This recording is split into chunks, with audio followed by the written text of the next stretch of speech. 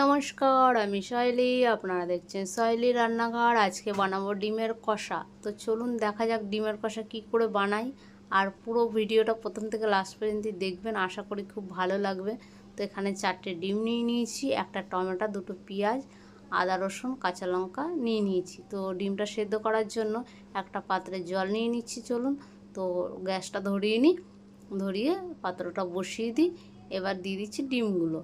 আমি এখানে বেশি ডিম নিইনি, কারণ আজকে খাওয়ার জন্য বেশি লোক ছিল না বাড়িতে, তাই জন্য 4টেই নিলাম। তো একটা টাইম খাওয়া হবে, ওই জন্য বেশি ডিম ব্যবহার করলাম না। তো যাই হোক, আপনারা চাইলে একটু বেশি বানাতে পারেন। তো খেতে এত অপূর্ব টেস্টি হয় এই ডিমের কারিটা, তো একবার না খেলে বুঝতে পারবেন না।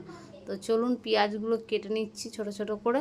তো পেঁয়াজটা আমি ফ্রাই করব, তাই জন্য ছোট ছোট টুকরো করে এবার একটা টমেটো কেটে নিই। এবার পেঁয়াজগুলো ছাড়িয়ে নেবো সুন্দর করে।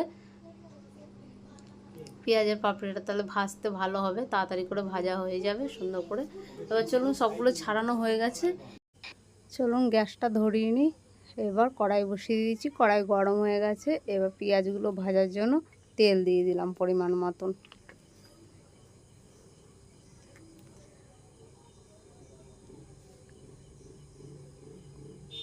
তো সবটা পেঁয়াজ দেওয়া হয়ে গেছে, ভালো করে নেড়ে ছেড়ে নিচ্ছি একটু ভাজা ভাজা করে। তো প্রায় ভাজা হয়েই গেছে। এবার যে বাকি মশলাগুলো আছে দিয়ে দিচ্ছি। আদা কাঁচা লঙ্কা রসুন দিয়ে ভালো করে একটু ভেজে নিচ্ছি। এবার টমেটোগুলো দিয়ে দেবো, দিয়ে ভেজে নেবো একটু লাল লাল করে। ওইদিকে তো ডিম সেদ্ধ হয়ে গেছে প্রায়। চলুন এটাও হয়ে গেছে, নামিয়ে নিই। ওদিকে ডিমটাও নামিয়ে নেবো। চলুন নামিয়ে নিয়েছি পেঁয়াজ মশলা ভাজাটা। ডিমটাও তুলে নিচ্ছি ঠান্ডা জলে দিয়ে। চলুন ডিমগুলো ছাড়িয়ে নিই।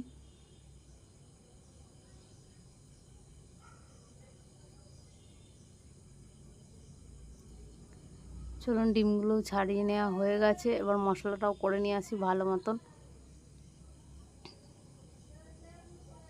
একটা পেস্ট তৈরি করে নিয়ে আসি। চলুন, তো পেস্ট তৈরি করে নিয়ে আসা হয়ে গেছে। এবার ডিমগুলো একটু চিড়ে নেবো হালকা হালকা, ডিমের গাটা।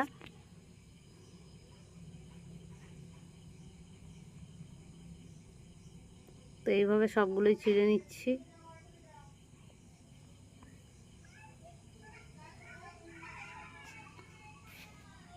সবগুলো চেরা হয়ে গেছে। কড়াইটা বসিয়ে দিচ্ছি গ্যাসে, গরম হয়ে গেছে। ওই তেলের মধ্যে দিয়ে দিচ্ছি একটু নুন আর একটু দিয়ে দিচ্ছি হলুদ, দিয়ে ডিমগুলো দিয়ে ভালো করে ভেজে নেব।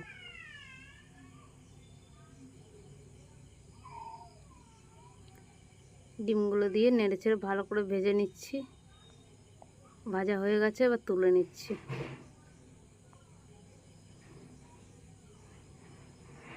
তো চলুন সবটা ডিম তুলে নিলাম। এবার ওই কড়াইতে আবার তেল দিয়ে দেবো মশলা কষানোর জন্য। ভালো মতন পরিমাণ মতো তেল দিয়ে দিচ্ছি। দিয়ে দেবো এবার তেজপাতা আর একটু গরম মশলা ফোড়ন দিয়ে, যে পেস্ট করে এনেছি মশলাটা ওটাই দিয়ে দিচ্ছি। একবার বাড়িতে এইভাবে বানাবেন ডিম কষা, যা লাগে না খেতে, ভাত রুটি সবের সাথে খেয়ে নিতে পারেন। অপূর্ব টেস্ট লাগে কিন্তু খেতে। তো অবশ্যই একবার ট্রাই করবেন আমি যেভাবে বানাচ্ছি। তো চলুন মশলাটা সবটা ঢেলে দিচ্ছি, দিয়ে ভালো করে একটু কষিয়ে নিচ্ছি। এটা বেশি দেরি কষাতে হবে না, যেহেতু ফ্রাই করাই আছে আগে থেকে মশলাটা। তো চলুন ভালো করে কষিয়ে এবার মিক্সি ধোয়া জলটা দিয়ে দিলাম। দিয়ে এবার একটু নেড়ে ছেড়ে এবার গুঁড়ো মশলা যে রেগুলার সেগুলো দিয়ে দিচ্ছি। হলুদ গুঁড়ো, জিরের গুঁড়ো, লঙ্কার গুঁড়ো, ধনের গুঁড়ো সব 1 চামচ করে দিয়ে দিলাম।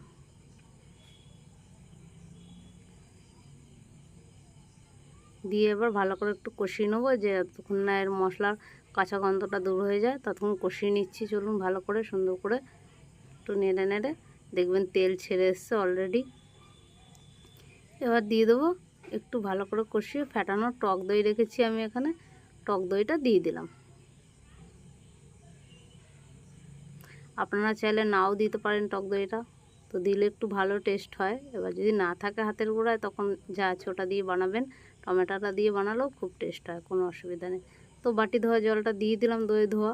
তারপরে দিয়ে ভালো করে কষিয়ে এবার চলুন 1 চামচ নুন দিয়ে দিই, দিয়ে স্বাদ মতো জল দিয়ে দেবো, পরিমাণ মতো জল দিয়ে দেবো। তো নুনটা দিয়ে দিলাম, দিয়ে একটু নেড়ে ছেড়ে এবার জল দিয়ে দিচ্ছি অল্প করে। চলুন, কষানো তো হয়ে গেছে প্রায়, দই দিয়ে আর বেশি কষাবো না, এবার জল দিয়ে দিলাম।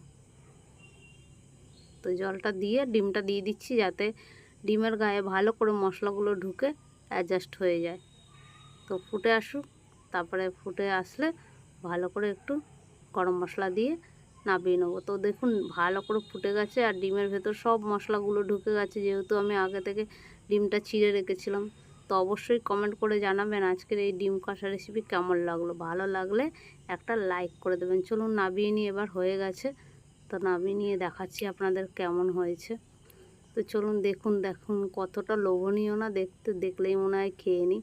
তো অবশ্যই কমেন্ট করে তো আজকের মতো টাটা, আসছি পরের দিন অন্য কোনো রান্নার ভিডিও নিয়ে। ততক্ষণ সবাই ভালো থাকবেন, টাটা।